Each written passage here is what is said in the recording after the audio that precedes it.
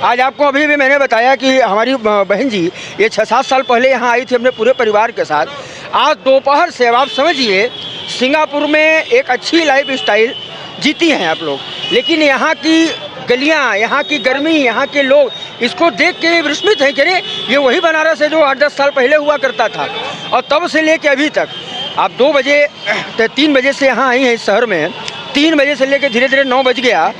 विपक्ष के बारे में क्या ख्याल है? राहुल गांधी चैलेंज किए प्रधानमंत्री मोदी को कि मोदी जी आएँ और मुझसे डिबेट करें और बताएं कि 10 साल में क्या काम किए मोदी जी। देखिए विपक्ष के बारे में क्या कहूँ, सब के सब 28 दल मिल करके एक हो गए, लेकिन फिर भी अकेले पे कमज़ोर पड़ रहे हैं। एक अकेला खड़ा है मैदान में छाती ठोक करके, महाकाल का भक्त, उस पर ये सैकड़ों कमज़ोर पड़ रहे हैं। नंबर 1 बात। और राहुल का जहाँ तक सवाल है, इसका मैंने अभी 4 दिन पहले मैं स्टेटमेंट सुन रहा था, वो मोदी। अरे प्राइम मिनिस्टर ऑफ इंडिया के बारे में अपने संस्कारों का तो परिचय दो यार। प्राइम मिनिस्टर ऑफ इंडिया है, विपक्ष का वो लीडर जो है वो व्यक्ति, वो बात की बात है। प्राइम मिनिस्टर सबका होता है। आप भाषा जो निकाल रहे हैं मुँह से, वो इंदिरा गांधी, राजीव गांधी, संजय गांधी, सोनिया गांधी और पूरे परिवार जो जवाहरलाल का खानदान है उसको कलंकित कर रहा है। वो संस्कार जो मुंह से निकल रहा है, आज जो जैसा मैं व्यवहार करता हूँ समाज में, तो लोग बोलते हैं ना कि यही संस्कार इनके घर वालों ने दिया है। तो जिस प्रकार का वो कर रहा है, और एक बात मैं काशी की धरती से बता देता हूँ, इस जन्म में, इस पूरे जन्म में राहुल गांधी लाल किले से कभी नहीं बोल पाएगा। मैडम आप बताइए, ये तो बहुत बड़ी घोषणा कर दी है, कभी नहीं बोल पाएगा। इस जन्म में राहुल गांधी कभी लाल किले से नहीं बोल पाएंगे, यानी कि पीएम की गद्दी तक वो नहीं पहुंच पाएंगे। क्या मानना है आपका? मानना तो अभी मैं 6 साल पहले मैं इधर आई थी, तो तब उतना मतलब इतना कंफर्टनेस नहीं थे। तो मैं दोपहर से 3 बजे से मैं घूम रही हूँ, एंड इट्स लाइक बहुत चेंजेस हुए हैं। जैसे मंदिर हो गया, सेफ्टी हो गया, मतलब हम अकेले जा सकते, कभी भी जा सकते। तो क्योंकि हम दोनों दोस्त आए हैं, बाहर से आए हैं, तो ऐसा एक बार भी फील नहीं हुआ कि हम लोग अनसेफ है। वो तो सबसे बड़ी मैटर है, इतना सेफ्टी है हम लोग के यहाँ पे।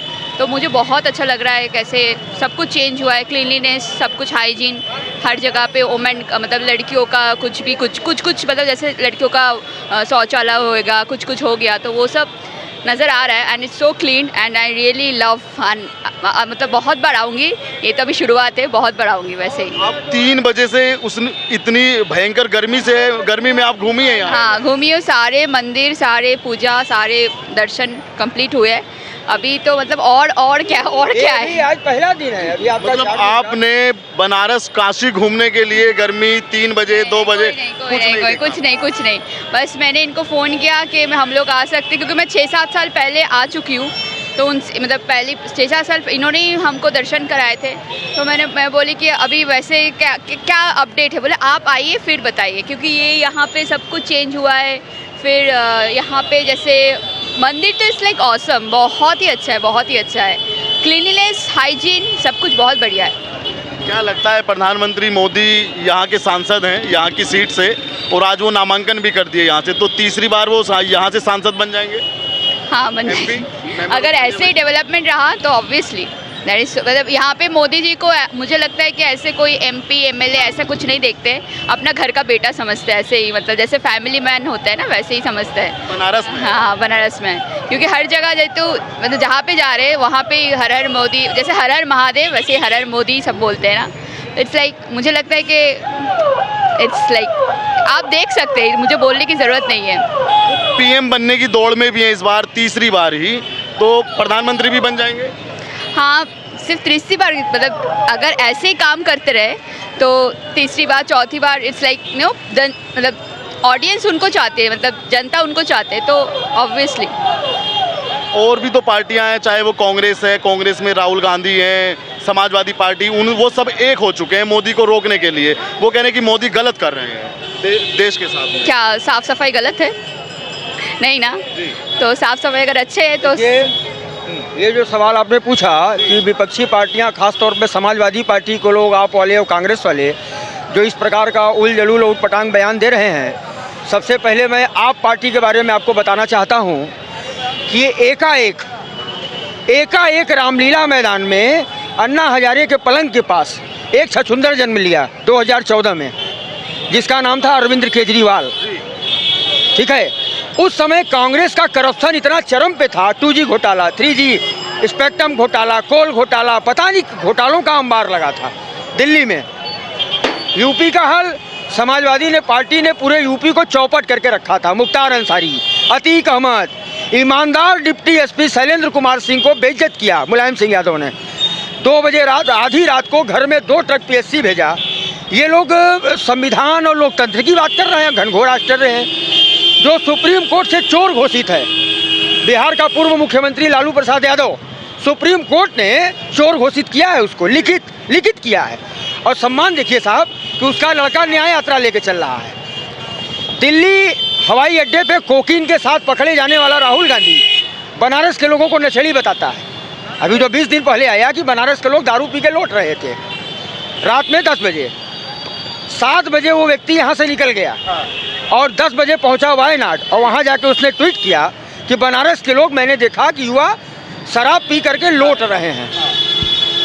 ये सब लोग मिल करके अरविंद केजरीवाल रामलीला के मैदान में, उस समय की मुख्यमंत्री शीला दीक्षित, 2014 की बात मैं कर रहा हूँ, पानी पी पी के कोसा। इतनी ईमानदार मुख्यमंत्री, पूरे जीवन चरित्र पे दाग नहीं लगा, जीवन के अंतिम समय में इसने इतना घिनौना दाग लगाया और अंत में तख्ता पलट हुआ। उससे बड़ा आश्चर्य देखिए, जिस कांग्रेस को पानी पी पी के कोसा, उसी कांग्रेस का समर्थन लेकर सरकार बनाया। आज उसी कांग्रेस के साथ न्याय यात्रा केजरीवाल निकाल रहा है, जो अभी अभी 2 दिन पहले बेल पे जो है छूटा है, और वो बता रहा है बाहर निकल के, ये न्याय की जीत है, न्याय की घंटा जीत है।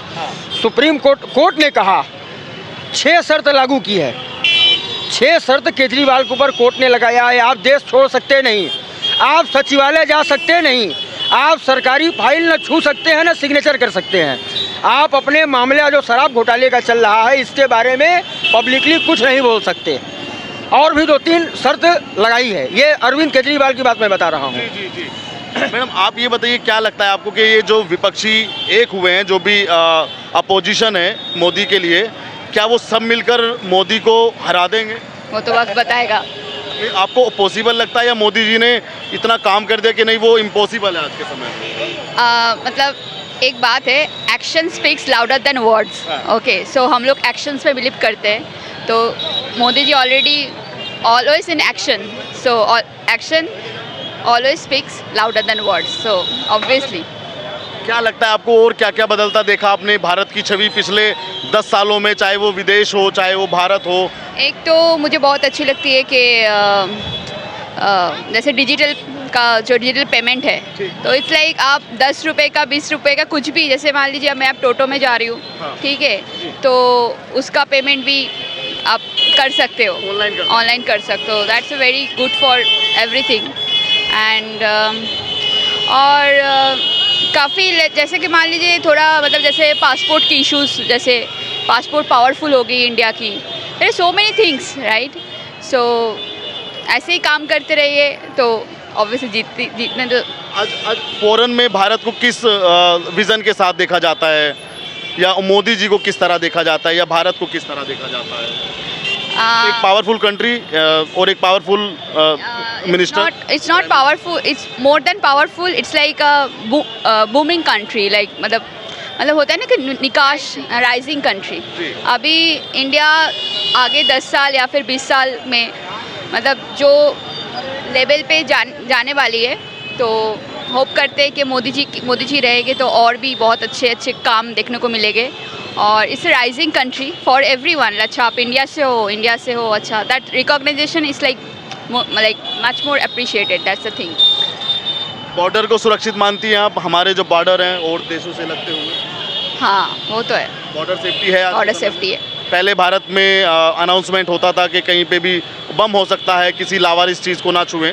पिछले 10 सालों में उसकी बहुत कम संख्या हुई। हाँ, वो तो बहुत कम हुई है। हर तरह का मतलब इतना प्रोटेक्टिव, सेफ्टी की भी बहुत बात की जाए तो वो भी मतलब इंक्रीज़ हुआ है।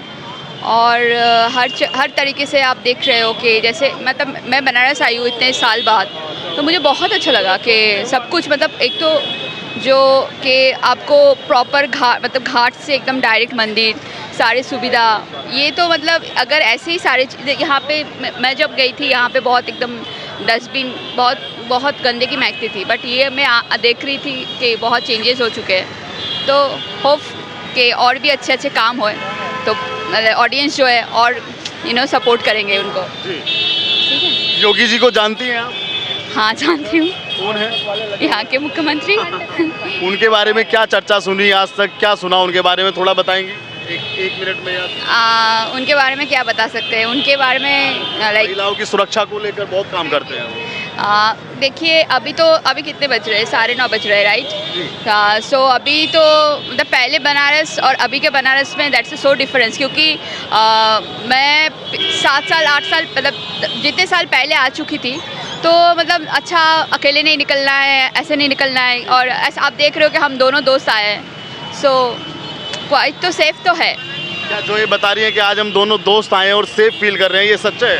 हाँ, पूरा इंडिया ही अभी सेफ है, मच सेफर, बिकॉज पहले हम लोग बहुत न्यूज़ सुनते थे कि कुछ मतलब नॉट गुड इंसिडेंट, तो अभी वो सुनने को नहीं मिल रहा है। एंड जो मेरा फीलिंग है नॉट ओनली कि आपका मतलब बनारस में तो मैं पहली बार आई हूँ, तो बनारस तो डेफिनेटली बहुत सेफ़ फील हो रहा है। इसके अलावा अभी कहीं पे भी मैं जाऊँ तो मेरे को ज़्यादा सेफ़ फील होता है पहले से ज़्यादा।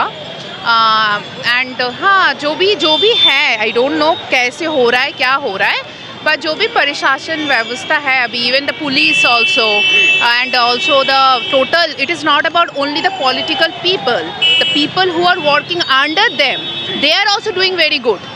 क्योंकि देखो क्या होता है, ऊपर में तो एक बैठे रहते हैं, वो इंस्ट्रक्शन देते हैं, बाकी लोग भी तो इंस्ट्रक्शन सुन रहे हैं, तो वो लोग भी बहुत अच्छे से इंस्ट्रक्शन को फॉलो कर रहे हैं, खुद का रिस्पॉन्सिबिलिटी अभी निभा रहे हैं। तो वो उसके कारण शायद मेरे को लगता है कि हम लोग जैसे as she mention that we are become a rising country, like we are development तो ओनली इकोनॉमी से नहीं होता है, बाकी सब में होता है। जैसे पकड़ लो, हम लोग यहाँ पे आए हैं, लोग हेल्प कर रहे हैं, so that is also the development, right? तो सब कुछ में डेवलपमेंट दिख रहा है अभी। पीएम मोदी के बारे में क्या कहना चाहोगी? 10 साल 10 ईयर्स उनका स्पेंड किया भारत में as a prime minister. Okay, so पहले as a young generation, we are like a young generation right now, around like 20 to 35 या 40s को हम लोग लगभग अभी यंग या एडल्ट बोल रहे हैं, या अर्ली एडल्ट, या अभी like that we are growing up, right? So पहले क्या होता था, पहले जो भी प्रधानमंत्री थे उन लोग के साथ हम लोग कनेक्ट नहीं हो पाते थे। So right now he is connecting with us, मतलब मोर यंग पॉपुलेशन के साथ कनेक्ट हो पा रहे हैं। So that is a one thing कि पीएम मोदी के साथ हम लोग कनेक्ट हो पाते हैं, क्योंकि उनका सोचने का तरीका इज़ वेरी मच मॉडर्न। जैसे शी मेंशन द डिजिटलाइज्ड, तो डिजिटलाइज्ड अगर नहीं होता तो हम लोग को इतना पता नहीं चलता।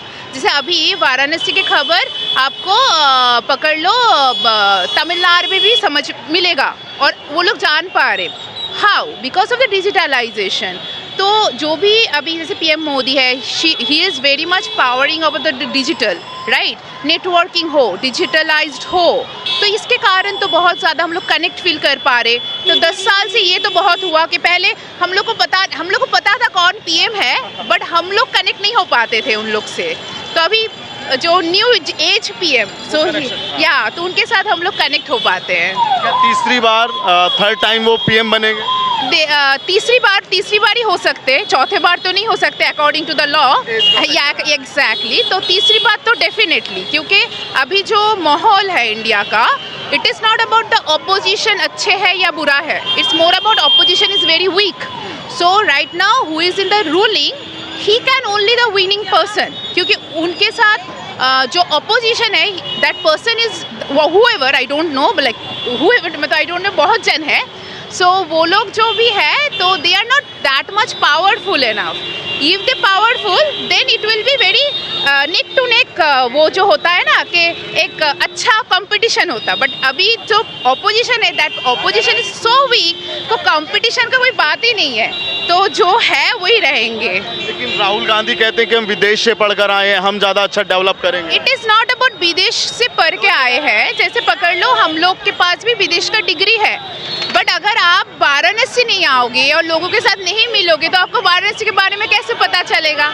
मेरे को वाराणसी के बारे में मैंने पकड़ लो पढ़ा, ठीक है। अभी आज जब मैं आई हूँ यहाँ पे तो मैं यहाँ पे लोगों के साथ मिल रही हूँ, जैसे आपके साथ मिला, मिश्रा जी के साथ मिला, मैं काशी विश्वनाथ गई, वहाँ पे पूजा करा, तो मेरे को एक एक्सपीरियंस हुआ। नॉलेज से नहीं होता है, डिग्री तो कोई भी ले आ सकते हैं। हम लोग छोटे से बहुत पढ़ाई लिखाई में अच्छे हैं, मम्मी पापा बोले हैं पढ़ाई करने, पढ़ लिए, तो उससे तो कुछ नहीं होगा। एक्सपीरियंस, यहाँ पे आके हम लोग को एक्सपीरियंस मिला, तो उसके कारण हम लोग ज़्यादा समझ पाएंगे अभी वाराणसी को। तो वो एक्सपीरियंस होना चाहिए, विदेश से पढ़ के कुछ नहीं होता है। हर हर महादेव। ये बात क्या राहुल गांधी को लोग क्यों एक्सेप्ट नहीं करते? वो लगातार अभी उनका जो मैनिफेस्टो जो रेडी, मेरे को क्या लगता है ना, राहुल गांधी के बदले अगर कोई भी आए, एनीबॉडी XYZ, तो लोग उनको प्रेफर ज्यादा करेंगे। इतने बार उनको रिजेक्शन मिला है ना, तो लोग अभी उसको एक्सेप्ट ही नहीं कर पाते हैं।